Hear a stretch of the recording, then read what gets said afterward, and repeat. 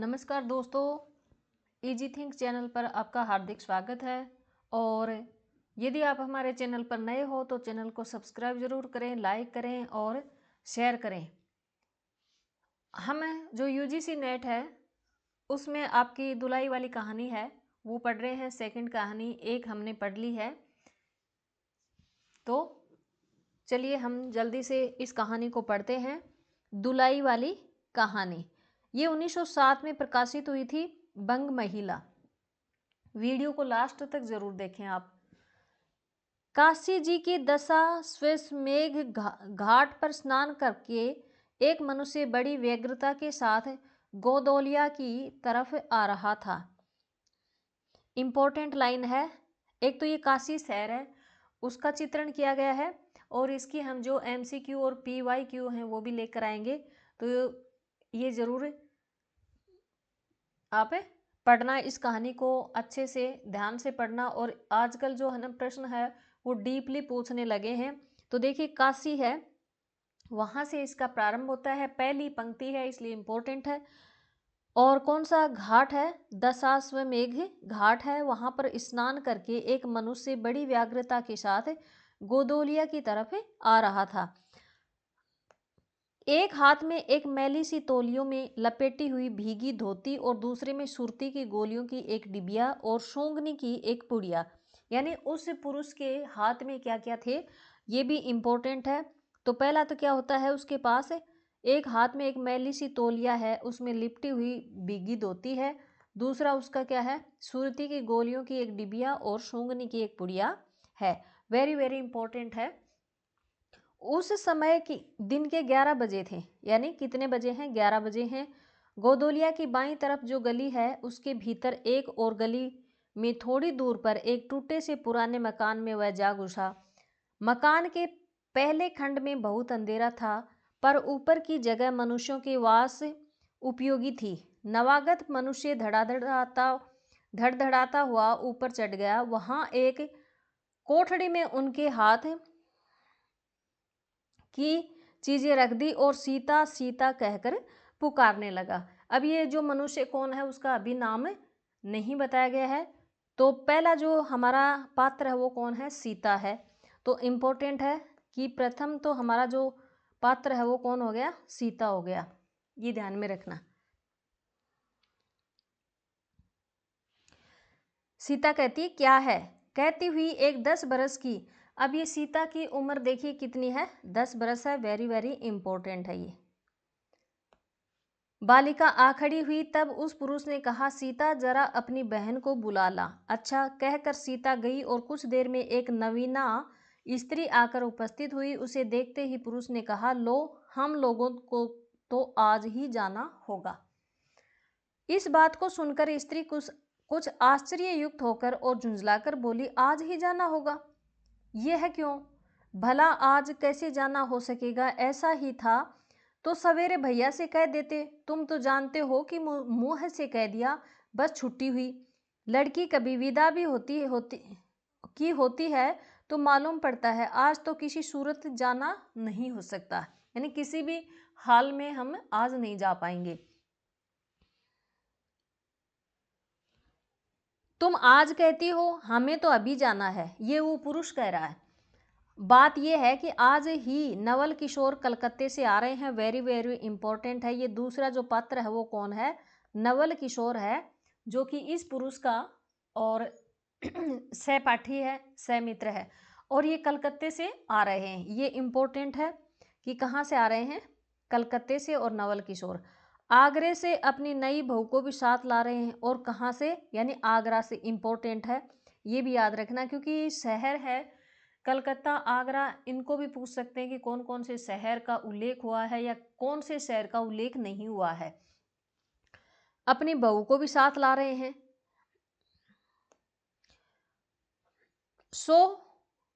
एक मिनट। उन्होंने हमें आज ही जाने के लिए इशरार किया है। हम लोग मुगल सराय के साथ ही इलाहाबाद चलेंगे।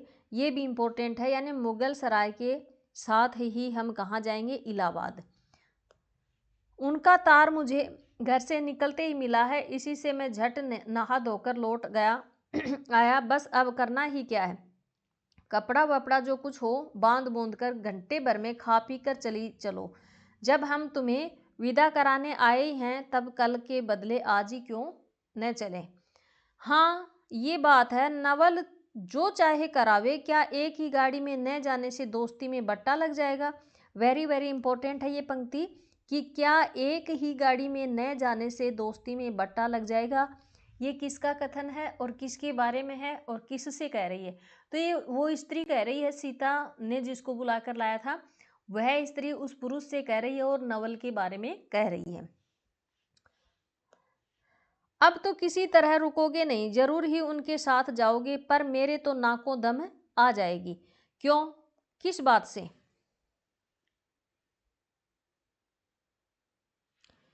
उनकी हंसी से और किससे।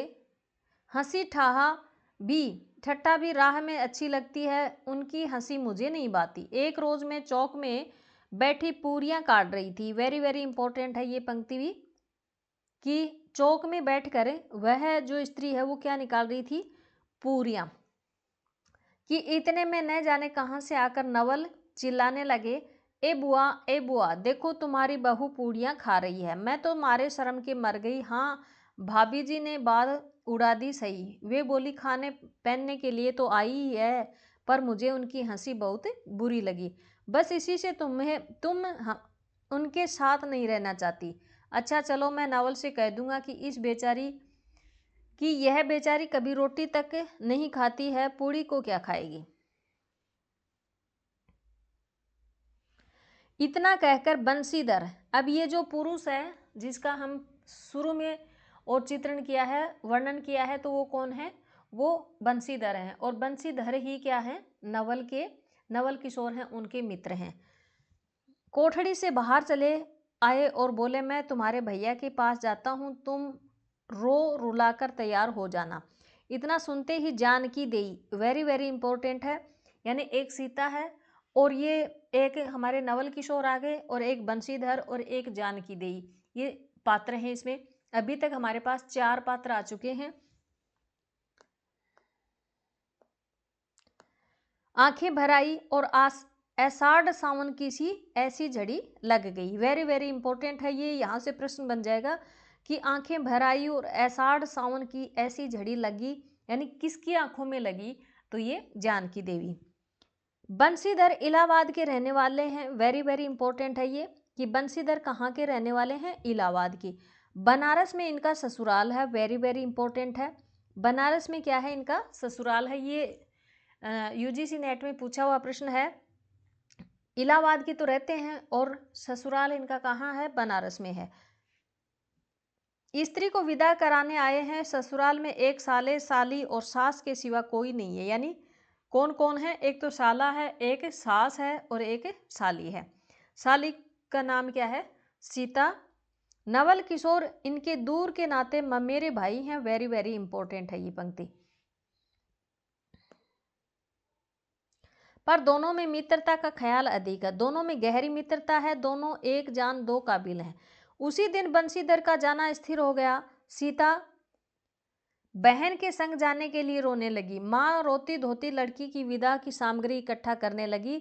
जानकी देई भी रोती ही रोती तैयार होने लगी। कोई चीज भूलने में पर धीमी आवाज से माँ को याद भी दिलवाती गई। 1 बजने पर स्टेशन जाने का समय हो गया। यानी कितने बजे जाते हैं वो, 1 बजे जाते हैं। अब गाड़ी या इक्का लाने कौन जाए। ससुराल वालों की अवस्था अब आगे की सी नहीं कि 2-4 नौकर चाकर हर समय बने रहे। सीता के बाप के न रहने से काम बिगड़ गया। पैसे वाले के यहाँ नौकर चाकरों के सिवाय और भी 2-4 खुशामदी घेरे रहते हैं। छूछे को कौन पूछे, एक कहारिन। वेरी वेरी इंपॉर्टेंट है ये कि ये कहावत है, इसका यहाँ पर ये पूछ लेंगे कि कहावत देकर छूछे को कौन पूछे, एक कहारिन। ये कौन से पाठ में या कौन सी कहानी में ली गई है, तो ये दुलाई वाली कहानी से। एक कहारिन है, सो भी इस समय कहीं गई है, तो एक कहारिन भी क्या होगी, इसकी पात्र हो गई है, ये भी इम्पोर्टेंट है। अब तक हमारे पास 5 पात्र आ चुके हैं। कौन कौन? एक तो सीता हो गई, नवल किशोर हो गए, बंसीधर हो गई, जानकी देई हो गई और एक कहारिन है। साले राम की तबीयत अच्छी नहीं, वे घर हर घड़ी बिछोने से बातें करते हैं। तिस पर भी आप कहने लगे मैं ही धीरे धीरे जाकर कोई सवारी ले आता हूँ, नज़दीक तो है। बंसीधर बोले, नहीं नहीं, तुम क्यों तकलीफ करोगे, मैं ही जाता हूँ।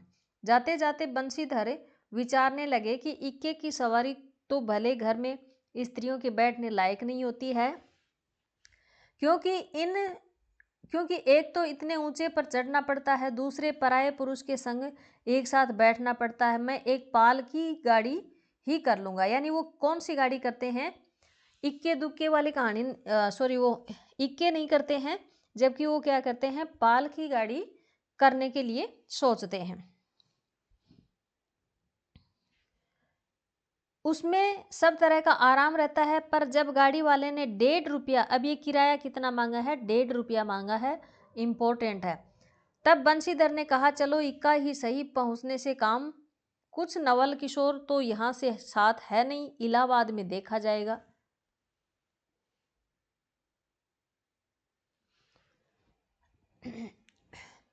बंसीधर इक्का ले आए और कुछ असबाब था, इक्के पर रख कर आप भी बैठ गए। जानकी देई बड़ी विकलता से रोती हुई इक्के पर जा बैठी। पर इस अस्थिर संसार में स्थिरता कहाँ? यहाँ कुछ भी स्थिर नहीं है। इक्का जैसे जैसे आगे बढ़ता गया, वैसे वैसे जानकी की रुलाई भी कम होती गई। सिकरोल के स्टेशन, वेरी वेरी इंपॉर्टेंट है, स्टेशन कौन सा आता है? सिकरोल का, के पास पहुंचते पहुंचते जानकी अपनी आंखें अच्छी तरह पहुंच चुकी है। दोनों चुपचाप चले जा रहे हैं। अचानक बंसीधर की नज़र अपनी धोती पर पड़ी और अरे एक बात तो हम भूल ही गए कहकर पछता से उठे। इक्के वाले के कान बचाकर जानकी जी ने पूछा, क्या हुआ? क्या कोई जरूरी चीज भूल आए क्या? नहीं, एक देसी धोती पहनकर आना था, सो भूलकर विलायती पहन आई। वेरी वेरी इंपॉर्टेंट है ये। यहाँ से पंक्ति पूछ लेंगे आपसे कि ये कौन से पाठ में आया है या कौन सी कहानी में आया है। तो एक धोती, देसी धोती है, वो पहन कर आना था, जबकि ये क्या पहन कर आते हैं? विलायती। और नवल कट्टर स्वदेशी हुए हैं, यानी नवल किशोर हैं वो क्या हैं? कट्टर स्वदेशी हैं। इसलिए कह रहे हैं कि मुझे देसी जो धोती है वो पहनकर आनी थी। वे बंगालियों से भी बढ़ गए हैं, देखेंगे तो 2-4 सुनाए बिना नहीं रहेंगे। और बात ठीक भी है, ना है कोई विलायती चीज़ें मोल लेकर क्यों रुपए की बर्बादी की जाए। देसी लेने से भी दाम लगेगा सही, पर रहेगा तो देश में ही। जानकी जरा भी भौहें टेढ़ी करके बोली, धोती तो धोती, पहने से काम क्या यह बुरी है? इतने में स्टेशन के कुलियों ने आ घेरा। बंसीधर एक कुली करके चले। इतने में इक्के वाले ने कहा, इधर से टिकट लेते जाइए, पुल के उस पार तो 1.5 दर्जे का टिकट मिलता है। ये भी इम्पोर्टेंट है, यहाँ से पूछ लेंगे कि इधर से टिकट लेते जाइए, पुल के उस पार तो 1.5 दर्जे का टिकट मिलता है। ये कथन किसने कहा था और किससे कहा है? तो ये जो इक्के वाले हैं उसने कहा और बंसीधर से कहा। बंसीधर फिर कर बोले, अगर मैं 1.5 दर्जे का ही टिकट लूं तो? इक्के वाला चुप हो गया। इक्के की सवारी देखकर इसने ऐसा कहा। ये कहते हुए बंसीधर आगे बढ़ गए। यथा समय रेल पर बैठकर बंसीधर राजघाट पार करके मुगल सराय पहुंचे। यानी पहली बार वो कहाँ पहुंचे हैं? राजघाट है उसको पार करके, और वो मुगल सराय पहुंच जाते हैं। वहां पुल लांग कर दूसरे प्लेटफार्म पर जा बैठे। आप नवल से मिलने की खुशी में प्लेटफार्म के इस छोर से उस छोर तक टहलते रहे। देखते देखते गाड़ी का धुआं दिखलाई पड़ा। मुसाफिर अपनी अपनी गठरी संभालने लगे। रेल देवी भी अपनी चाल धीमी करती हुई गंभीरता से आ खड़ी हुई। बंसीधर एक बार चलती गाड़ी ही में शुरू से आखिर तक देख आए, पर नवल कहीं नहीं था। बंसीधर फिर सब गाड़ियों को दोहरा गए, तेहरा गए, यानी दोबारा तिबारा करके गए। भीतर घुस घुस कर देखा, एक एक डिब्बे को देखा किंतु नवल न मिले। अंत को आप खिजला उठे और सोचने लगे कि मुझे तो वैसी चिट्ठी लिखी और आप न आया, मुझे अच्छा उल्लू बनाया। अच्छा जाएंगे कहाँ? भेंट होने पर समझ लूंगा। सबसे अधिक सोच तो इस बात की का है कि जानकी सुनेगी तो ताने पर ताना मारेगी, पर अब सोचने का समय नहीं। रेल की बात ठहरी। बंशीधर झट गए और जानकी को लेकर जनानी गाड़ी में बिठाया। वह पूछने लगी कि नवल की बहू कहाँ है? वह नहीं आए, कोई अटकाव हो गया कहकर आप बगल वाले कमरे में जा बैठे। टिकट तो डोडे का था, पर डोडे दर्जे का कमरा कलकत्ते से आने वाले मुसाफिरों से भरा था। वेरी वेरी इंपॉर्टेंट कि डोडे दर्जे का कमरा किससे भरा हुआ था? तो ये जो कलकत्ता से आ रहे थे उन मुसाफिरों का भरा हुआ था। इसीलिए तीसरे दर्जे में बैठना पड़ा। जिस गाड़ी में बंशीधर बैठे थे उसमें सब कमरों में मिलाकर कुल 10-12 ही स्त्री पुरुष थे। वेरी वेरी इंपॉर्टेंट है कि कितने थे, तो 10-12 थे। समय पर गाड़ी छूटी। नवल की बातें और न जाने क्या अगड़ बगड़ सोचते गाड़ी कई स्टेशन पार करके मिर्जापुर पहुंची। यानी सबसे पहले वो कहाँ पहुंची है? मिर्जापुर पहुंची है। तो मिर्जापुर का भी यहाँ पर जिक्र हुआ है। मिर्जापुर में पेटराम की शिकायत शुरू हुई। उसने सुझाया कि इलाहाबाद पहुंचने में अभी देरी है। चलने के झंझट में अच्छी तरह उसकी पूजा किए बिना ही बंशीधर ने बनारस छोड़ा था। इसलिए आप झट प्लेटफार्म पर उतरे और पानी के बम्बे से हाथ मुंह धोकर एक खोचे वाले से थोड़ी सी ताजी पूरियां और मिठाई लेकर निराले में बैठ आपने उन्हें ठिकाने पहुंचाया, यानी उनको खाया। पीछे से जानकी की सुध आई। सोचा कि पहले पूछ लूं, तब कुछ मोल लेंगे, क्योंकि स्त्रियां नटखट होती हैं, वे रेल पर खाना पसंद नहीं करेंगी। पूछने पर वही बात हुई। तब बंशीधर लौटकर अपने कमरे में आ बैठे। यदि वे चाहते तो इस समय डोडे में बैठ जाते, क्योंकि अब भीड़ कम हो गई थी, पर उन्होंने कहा थोड़ी देर के लिए कौन बखेड़ा करे। बंशीधर अपने कमरे में बैठे तो एक मुसाफिर अधिक देख पड़े। आगे वालों में से एक उतर भी गया था। जो लोग थे सब तीसरे दर्जे के योग्य जान पड़ते थे। अधिक सभ्य कोई थे तो बंशीधर ही थे। उनके कमरे के पास वाले कमरे में एक भले घर की स्त्री बैठी थी। वह बेचारी सिर से पैर तक ओढ़े, सिर झुकाए, एक हाथ लंबा घूंघट काटे, कपड़े की गठरी सी बनी बैठी थी। वेरी वेरी इंपॉर्टेंट है ये पंक्ति, यहां से लेकर यहां तक। बंशीधर ने सोचा इसके संग वाले भद्र पुरुष के आने पर उनके साथ बातचीत करके समय बिताएंगे। 1-2 करके तीसरी घंटी बजी। तब वह स्त्री कुछ अकचा कर थोड़ा सा मुंह खोल जंगले के बाहर देखने लगी। ज्यों ही गाड़ी छूटी वह मानो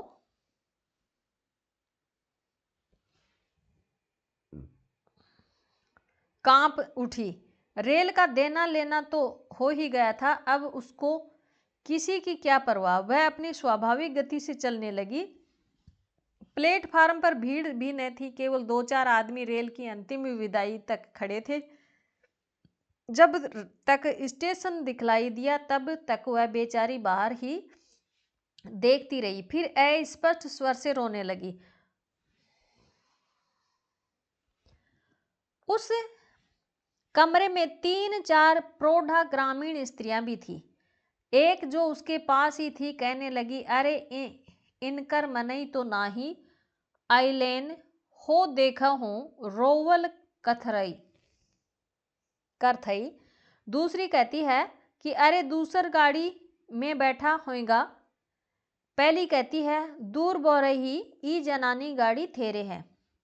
दूसरी कहती है तव हो बलो तो कहूं। कहकर दूसरी भद्र महिला से पूछने लगी, कौन गांव उतरबू बेटा? मिर्जापुर चढ़ई हूं न, यानी मिर्जापुर है ये। इसके जवाब में उसने जो कहा सो वह न सुन सकी। तब पहली बोली, हट हम पूछिला ने हम कहा उतरबू हो आए इलाहाबाद, यानी इलाहाबाद। दूसरी बोली कि बास कौन गांव हो गवाई। पहली बोली अरे नाही जना हो।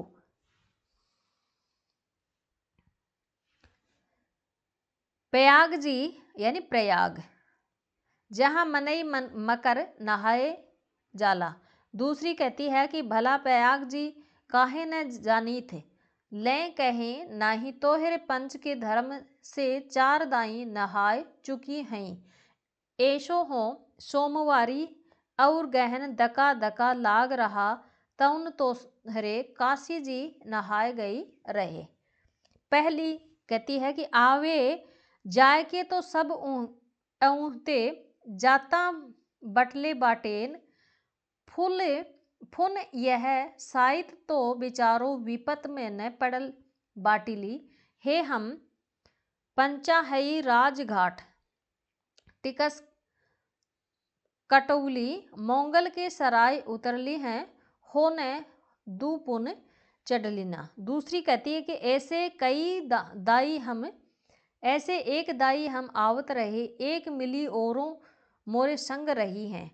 देखो ने टिसनिया पर उकर मलिकवा उतरे से की हूँ उतरइये हैं, गड़ियाँ खुली। अब भैया उगरा फाड़ फाड़ नरियार, ए साहब गड़िया खड़ी कर, ए साहेब गड़िया तनी खड़ी कर, यानी गाड़ी को रोको।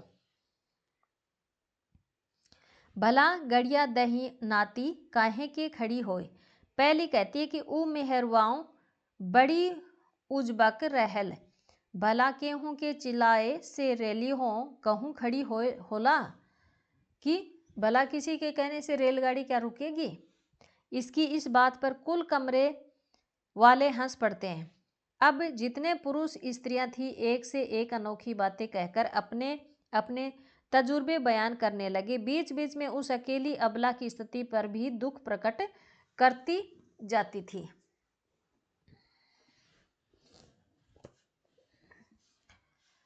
तीसरी बोली टिकसिया पहले बाय के नाही, हे सहेबाओ सुनी तो कलकत्ते ताई ले मसूलिया ले। अरे इहो तो नाही की दूर से आवत रहलें के फराग गत के बदे उतर लेन।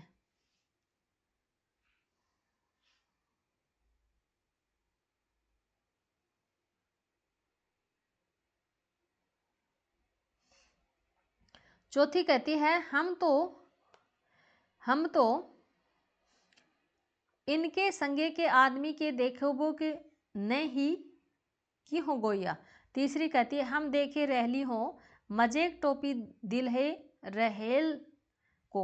इस तरह उनकी बेसिर पैर की जो बातें हैं वो सुनते सुनते बंशीधर हैं ऊब उठे। तब वे उन स्त्रियों से कहने लगे तुम तो नाहक उन्हें और भी डरा रही हो। इलाहाबाद जरूर इलाहाबाद तार गया होगा और दूसरी गाड़ी से वे भी वहाँ पहुँच जाएंगे। मैं इलाहाबाद ही जा रहा हूँ, मेरे संग भी स्त्रियां हैं और जो ऐसा ही हैं, जो दूसरी गाड़ी के आने तक मैं स्टेशन पर ही ठहरा रहूँगा। तुम लोगों में से यदि कोई प्रयाग उतरे तो थोड़ी देर के लिए स्टेशन पर ठहर जाना। इनको अकेला छोड़ देना उचित नहीं है, यदि पता मालूम हो जाए तो मैं इन्हें इनके ठहरने के स्थान पर भी पहुंचा दूंगा। बंशीधर की इन बातों से उन स्त्रियों की वाक धारा दूसरी ओर बह चली। हाँ यह बात तो आप भली कही, नाही भैया हम पचे काहे के केहू से कुछ कहीं। अरे एक के एक करतब करत न बाय तो दुनिया चलत कैसे बाय, यानी एक दूसरे की अगर मदद नहीं करें तो ये दुनिया ही कैसे चलेगी इत्यादि ज्ञान गाथा होने लगी। कोई कोई तो उस बेचारी को सहारा मिलते देख खुश हुए और कोई कोई नाराज भी हुए, क्योंकि सो मैं नहीं बतला सकती। उस गाड़ी में जितने मनुष्य थे सभी ने इस विषय में कुछ न कुछ कह डाला था। पिछले कमरे में केवल एक स्त्री जो फरासीसी छींट की दुलाई ओढ़े अकेली बैठी थी। ये छींट कौन सी है? फरासीसी की छींट है। और दुलाई यानी ओढ़ने का वस्त्र होता है। कुछ नहीं बोली। कभी कभी घूंघट के भीतर से एक आंख निकालकर बंशीधर की ओर वह ताक देती थी और सामना हो जाने पर फिर मुंह फेर लेती। बंशीधर सोचने लगे कि यह क्या बात है, देखने में तो यह भले घर की मालूम होती है पर आचरण इसका अच्छा नहीं है। गाड़ी इलाहाबाद के पास पहुंचने को हुई। बंशीधर उस स्त्री को धीरज दिलाकर आकाश पाताल सोचने लगे। फिर तार में कोई खबर न आई होगी तो दूसरी गाड़ी तक स्टेशन पर ही ठहरना पड़ेगा, और जो उससे भी न हो आया तो क्या करूंगा। जो हो, गाड़ी नैनी से छूट गई, यानी नैनीताल। अब साथ ही उन अशिक्षिता स्त्रियों ने भी फिर मुंह खोला। कह भई, जो केहूँ बिना टिकट के आवत होय तो ओकर का सजाए होला। अरे ओका ई ना ही चाहत रहा कि मेहरूरा के तो बैठा दिल है दिहलेन और अपुआ तउन टिकस ले के चल दिल दिहलेन। किसी किसी आदमी ने तो यहाँ तक दौड़ मारी कि रात को बंशीधर इसके जेवर छीनकर रफ्फू चक्कर हो जाएंगे। उस गाड़ी में एक लाठी वाला भी था। उसने खुल्लम खुल्ला कहा, का बाबूजी कुछ हमरो साजो। इसकी बात पर बंशीधर को क्रोध आने लगा और क्रोध से लाल हो गए। उन्होंने उसे खूब धमकाया। इस समय तो वह चुप हो गया, पर यदि इलाहाबाद उतरता तो बंशीधर से बदला लिए बिना न रहता। बंशीधर इलाहाबाद में उतरे। एक बुढ़िया को भी वहीं उतरना था। उससे उन्होंने कहा कि उनको भी अपने संग उतार लो।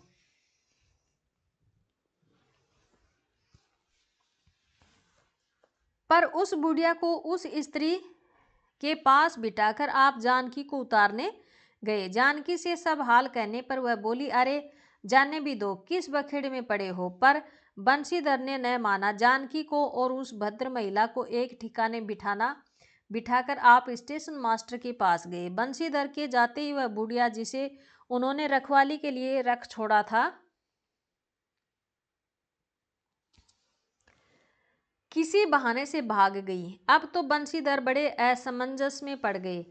टिकट के लिए बखेड़ा होगा, क्योंकि वह स्त्री टिकट है। लौटकर आए तो किसी को न पाया। अरे ये सब कहाँ गई, यह कहकर चारों तरफ देखने लगे, कहीं पता नहीं है। इस पर बंशीधर घबराए। आज कैसी बुरी साइत में घर से निकले कि एक के बाद दूसरी आफत में फंसते चले जा रहे हैं। इतने में अपने सामने उस दुलाई वाली को आते देखा। तू ही उन स्त्रियों को कहीं ले गई है ना, इतना कहना था कि दुलाई से मुंह खोलकर नवल किशोर हैं वो खिलखिला उठे।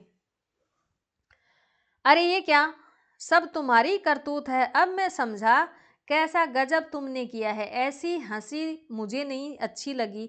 मालूम होता है कि वह तुम्हारी ही बहू थी। अच्छा, तो वे गई कहाँ? वे लोग तो पालकी गाड़ी में बैठी हैं, तुम चलो।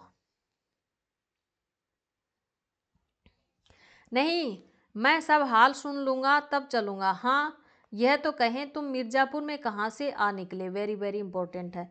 मिर्ज़ापुर में नहीं, मैं तो कलकत्ते से, बल्कि मुगल सराय से तुम्हारे साथ चला आ रहा हूँ।